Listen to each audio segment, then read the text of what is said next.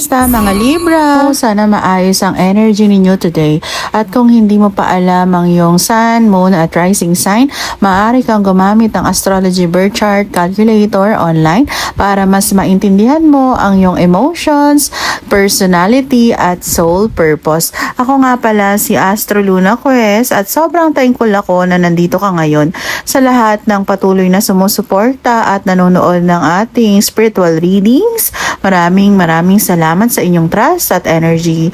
At mga bagong dumaan dito sa ating spiritual space, welcome po kayo. Ngayon, huminga tayo ng malalim, i-release natin ng stress, pressure at overthinking na matagal mo nang dinadala. Allow this reading to guide you toward the messages na kailangan mo marinig ngayong June 1 to 15. This reading may not resonate with everyone, pero kung may part dito na tumama sa puso mo, maaring yun ang confirmation na hinihintay mo mula sa universe. At gentle reminder, please be mindful sa mga accounts online na gumagamit ng aking photos or videos for your peace of mind. Trust only the official page connected to this spiritual space. Now, let's see ano ba talaga ang gustong ipaabot ng universe sa'yo. Libra, Sun, Moon at Rising, ang pinakamalakas na energy na pumapasok dito ay emotional reset, realization at pagbitaw sa mga bagay na matagal nang mabigat. Pakiramdam ko, marami sa inyo ang pagod na emotionally.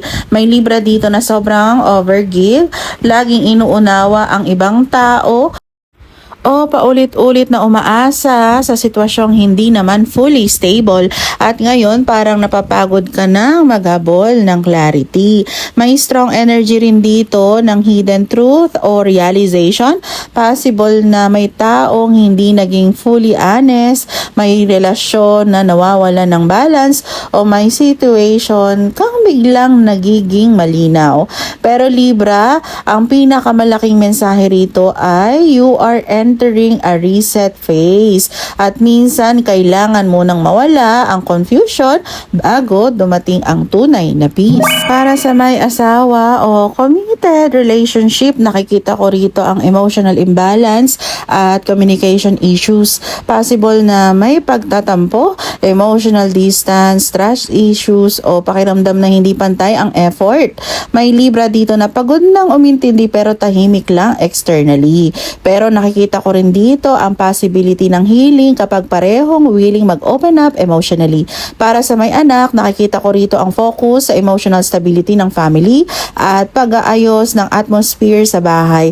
Para naman sa gustong magkaanak, nakikita ko rito ang not yet but possible energy. Mas nakikita ko rito ang healing at emotional preparation muna.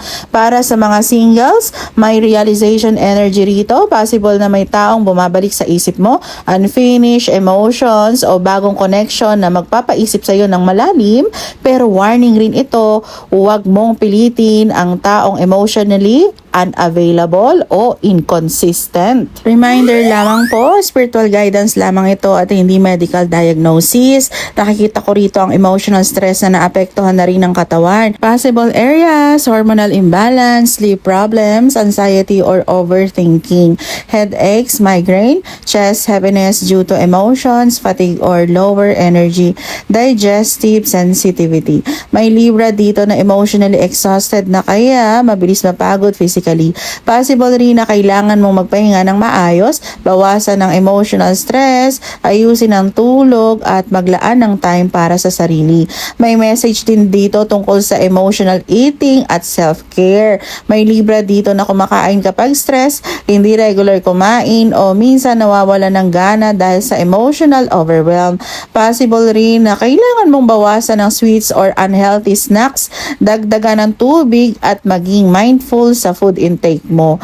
The universe is reminding you, your body absorbs your emotions too. Libra, malaking theme mo rin ngayon ang financial balance. May Libra dito na nagbabudget, may utang, gipit o pakiramdam niya parang mabilis mawala ang pera.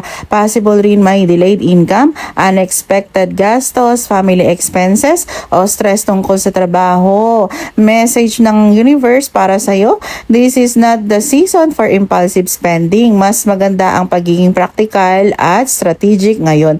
Para sa may work, nakikita ko rito ang emotional burnout o pakiramdam na hindi na-appreciate. Pero may realization ka rin na paparating tungkol sa tamang direksyon para sa'yo. Para sa walang work, possible ang bagong opportunity. Online work, sideline, freelancing o work through connections. Para sa students, nakikita ko rito ang mental exhaustion pero kaya mo pa rin bumawi kapag naging focus ka. Para sa may negosyo o nagpaplano pa lang, maganda ang energy para sa online selling, beauty, fashion, spiritual services, content creation, home-based business. Nakikita ko rito ang mga viewers mula sa Pilipinas, United States, Canada, Middle East, UAE, Australia, Singapore, Hong Kong. May movement or relocation energy rin dito. Possible na may travel, paglipat ng environment, abroad opportunity o long distance connection. Kung nasa Pilipinas ka naman, may strong energy rito ng pagbabago ng direction o pag-iisip na lumayo muna para sa peace of mind. Libra, ang pinakamalaking lesson mo this season ay learn to stop forcing things that are not longer aligned. Hindi lahat ng nawala ay pagkawala. At ang strongest spiritual energy rito ay Hangman. Ito ang energy ng surrender, reflection at change of perspective. May bagay kang matagal nang pilit inuunawaan pero may mas magiging malinaw na ito kapag natutunan mong mag-let go at huminga muna. Minsan ang sagot ay dumarating kapag tumigil ka ng kontrolin ng lahat. Your angel number is 0000. This number carries the energy of limitless potential, reset, relaxation, victory, unknown surrender. Sinasabi ng universe, anything is possible for you. Kung kaya itong ma-achieve ng ibang tao, kaya mo rin. May bagong chapter na gustong mag-open para sa'yo. Pero kailangan mo munang bitawan ang sobrang tension at overthinking. What's meant for you will never pass you by.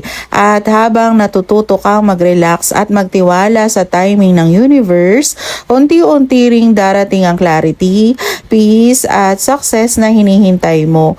Kung nakakonect ka sa reading na to, comment down below 0000 para i-claim ang energy na to. At kung bago ka pa lang dito sa ating spiritual space at nag-enjoy ka sa ating collective readings, feel free to follow or subscribe para mas marami pa tayong spiritual guidance together.